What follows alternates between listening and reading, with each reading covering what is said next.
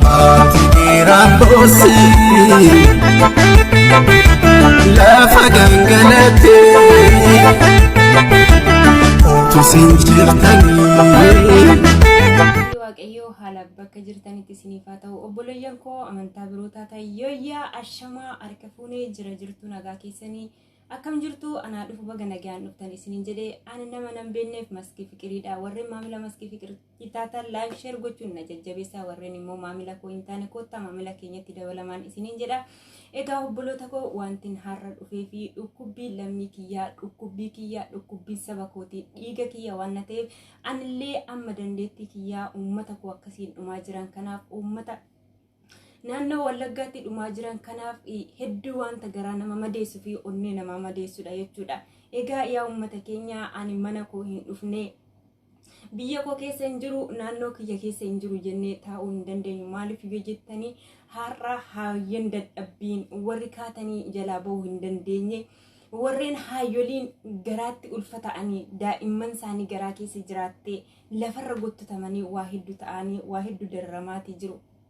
Kanaaf egaa ati akkamiin ilaalta otoo si ta'ee maal gootaree uummata kee kanaaf obboleewwan kee abbaa kee haadha kee sirraa dhumaa jiran kanaaf ammuma dandeesse sooshaal miidiyaa kamirrattuu isaan gargaaruutii qabda sagalee ta'uufii qabda jechuudha. Ana namni nan dhaga'u jettee bira darbuutii hin qabnu amma dandeettii keenya har'a abbaan keenya fi haati keenya xaarii bara hedduu nuti xaaranii asiin nu gahanii gaafa teenyee boqannaa ijoolleen keenya nu boqachiisti jedhan garuu as deebi'anii naannoo isaanirraa qabeenya isaanirraa saamamanii dachee isaanii mana isaanirraa qabamanii kan deemanitu jira. Baay'ee onnee namaa madeessa. Kuni naannoo Wallaggaatti borullee mana kee dhufuutii danda'a. Borullee naannoo koo dhufuu danda'a. Warreen osoo sagalee taataniifuu sagalee chaayinaala gurguddaa osoo qabdanii sagalee hin taaneef dhugaa waaqayyoo sin gaafata jechuudha. Lubbuu waaqayyoon baaste waaqayyo matu furata gaafa haadholiin keenya dadhabuun akkasiin lafarra harkifaman kana maaltu sitti dhagahama osoo haadha koo taate jettee sitti dhagahamuuti qaba jechuudha. Kanaafuu hundi keenya daa'imman waa takka hin beekne dararamanii waan nyaatanii fi waan dhugan dhabanii baay'ee waan nama onnee nama madeessa beektanii. Kun immoo rakkoon kun hanga yoomitti darirriin kun hanga yoomitti nu biraa inafu jechuudha. Kanaaf sagalee yaataanuu fi miidiyaa qabdan kamirrattuu ani namni nan dhaga'u miidiyaan koo xiqqoodha jennee taa'uu osoo hin taane amma dandeettii qabdu sagalee ta'uufii qabda. Boru naannoo kee dhufuutii danda'a. Lakki naannoo koo hin jiru wanti akkanaa ani nagaan bulaa nyaadheen bula hojjetadheen bula jettee taa'uun sirra hin jiraatu rafuu hin qabdu. Inni achii dhumaatii jiru obboleettii kee obboleessa kee haadha kee abbaa keeti waan na ta'eef namni dachee kanarraa haadha ofii fi abbaa ofii hin jaallanne hin jiru jechuudha. Kanaafuu hanga dandeettii keetii sagalee ta'uufii qabda. Hanga yoomitti haadholiin akkasiin nu guddisanii gaafa ni boqanna jedhanii ilmoo isaanii biyya Arabaatti ergatanii namni koo waa malee bahaarirraan biyya namaa deemee lubbuun isaa biyya namaatti hin darbitu. Egaa akkanatti dararriinuu biyya koo keessatti akkas na godha du'us jiraadhus biyya namaa deemee tan hojjetadha jedhee obboleeyyan keenya kan bishaan irraan deemanillee namsi isaanii dhaban jechuudha. Kan mana hidhaa keessatti rakkatanii akkasiin du'anillee kanaaf jechuudha. Biyya isaanii keessattuu haalli jireenya isaanii baay'ee ulfaata waan na ta'eef egaa biyya namaatti du'uu naa wayya jedheeti namni kan bahaarirraa filateetii deemu. Maal godhe sabni kun omaayyuun goone ofiisaatiif xaarratee bule malee hojjeteeti malee naaf laadhu hin jenne ofiisaatiif daqqasaatiif xaareetiif kan akkas ta'amaatii jiru. Balleessa tokko malee yeroo mana isaatirraa namni hari'amu maalidha. Kanaafuu obboloota koo ananarra hin geenye naannoo koo hin dhufne jettee warreen rafaa jirtan irra finaa.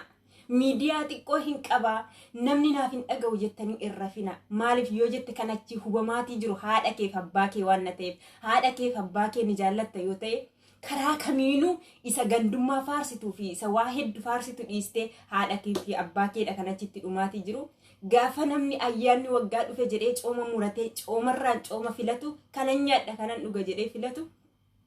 Garuu haadholiin keenya abbootiin keenya qeesaan irraa hari'amanii bishaanillee isaan gadaddi. Namni cooma muratee nyaata isaan garuu bishaan qoonqoo isaanitti irree dhugan baay'ee isaan gadada. Kuni hanga yoomitti ree? Yoomirraa dhaabbata du'i kun? Duulli kun yoomirraa dhaabbata? Akkami yoo goone jiraan? Kanaafuu baay'ee nama gaddisiisarree onni nama cabsarree jechuudha.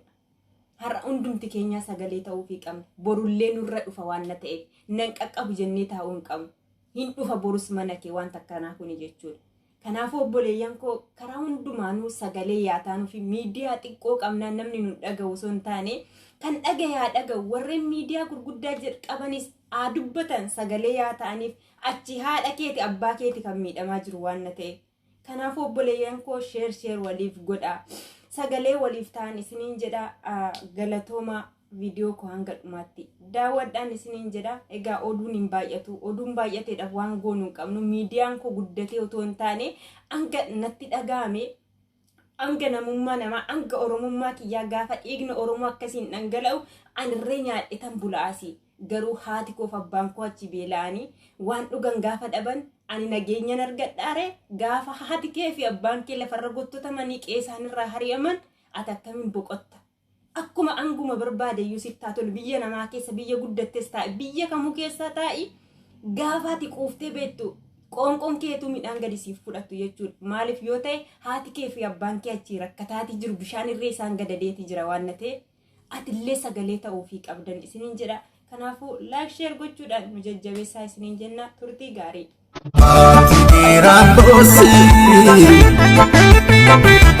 Lafa gangalate otu sinjirtanii mansama majete oromiyaan imbosi lafa gangalate otu dhaneegabu mansama majete